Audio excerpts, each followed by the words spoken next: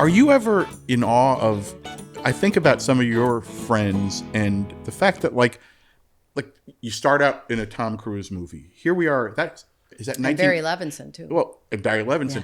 But like Tom Cruise, at the time we're speaking, like I just read this morning, he's going to sort of end the Olympics with by jumping out of a... And onto I'm like, the Hollywood sign or something, it's right? like, like he's 61 or 2. Be careful. Right. I want him to be careful, yes. That's, you don't want anybody... Oh, my gosh. That stunt with the motorcycle, with the parachute, that's the greatest thing I ever saw a human being. I can't even believe. Yeah. I was up for that. Barry Levinson, that's how I got my Screen Actor. That's how I got my SAG card, was Rain Man. And Richard Kind loaned me the money. Oh. I want it back in one lump sum. I said, Richard, can I just pay you $50 at a time? No, save the money. I said, I'll never be able to save that much money. I can't save, what is it, $1,200, $1,500, whatever it was at the time. And I wanted one lump sum. And he goes, what am I, a shark? I'm going to be meeting you in the alley for your $50. And I said, no. Oh, God. He's hilarious. Yes. Oh, my God. Richard and I. Roommates. We were roommates. Lived on DeLong Prairie right off of Sweetser. Wow. Yeah. Our manager made pornos in his apartment downstairs. Oh. Yeah, I could hear him typing. Oh, baby. Oh. Is that how you met Clooney, that's all you heard. Clooney originally, through Richard? Richard and I were in the same cast at Second City on stage. And then George was in town doing a play. And then Richard met George. And that's how I met George, through Richard. And then they did the Bennett Brothers together, a sitcom, where Richard was on a diet. So George had the wardrobe girl keep taking in Richard's wardrobe an inch.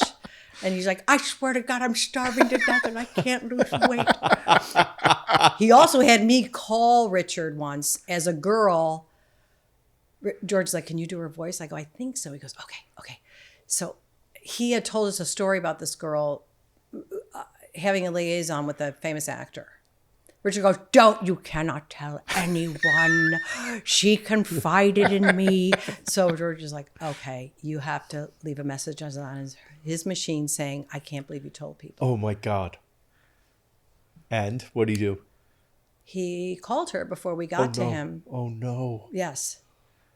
Yeah. See what happens with your practical jokes? But this is the thing. Richard didn't get mad at George. He got said, mad at you? I'm very upset, but I'm most disappointed in you, Bonnie. I thought you were nice. You should have stopped him. I expect that from George. Yeah. But Well, George, oh my God. The litter box story is so unbelievable.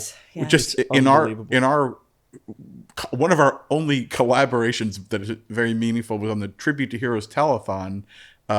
We were both writers, and George was just going to be one of the actors helping to put it together. Right. But George, being George, sat outside my office, which was in Television City, and he said, "Can I run copy for you?" Literally, he was like one of the bigger stars, and not even got bigger later. But at another point, I think you'll remember this.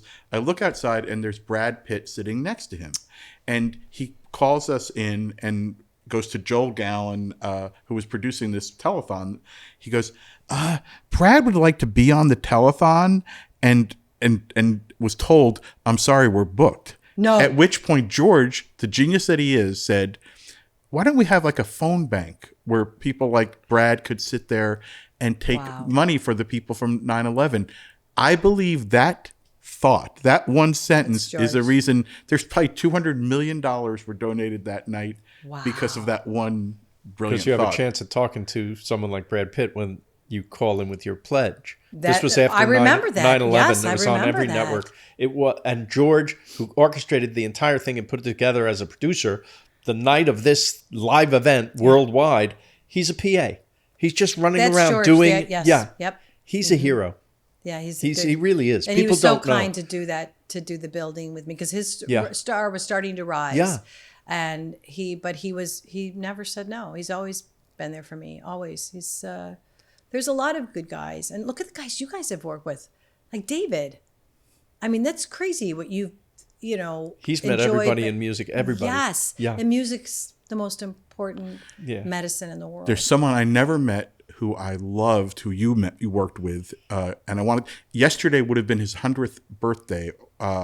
or today maybe, Carroll O'Connor. Oh, yeah. Oh. Who you got to direct Carroll O'Connor. And it's funny, I had to, for a Rolling Stone book, they asked me to write about like the book The Best of the 70s. I went back and watched Oh. All in the Family Nice, years a later, genius. and you go, this is like Arthur Miller, great, and Carroll O'Connor was one of Arthur the Miller, great. yeah, it was just in the Yes. nuance and like Yes. that, and just like your scene with George Clooney on the building. Thank it's a you. scene in a David. comedy, but it's literally like But- one of the great romantic Yes. scenes. It's like a classic That's film. what writing is to me. It's not a genre. It's a story.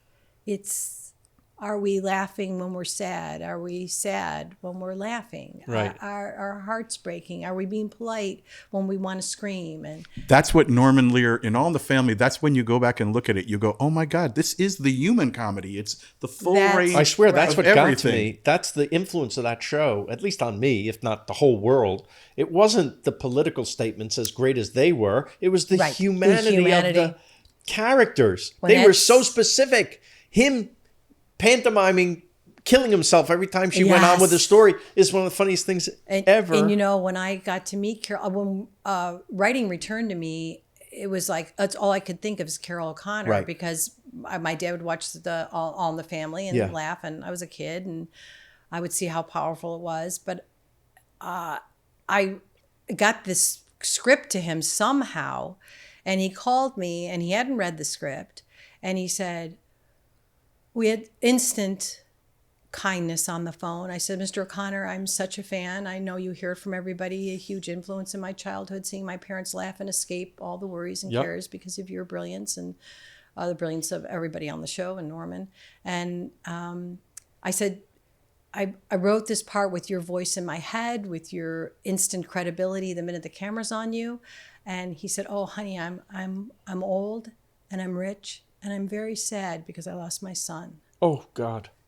I remember that. Oh, my Yes. God. And And I he went said, after the drug dealer.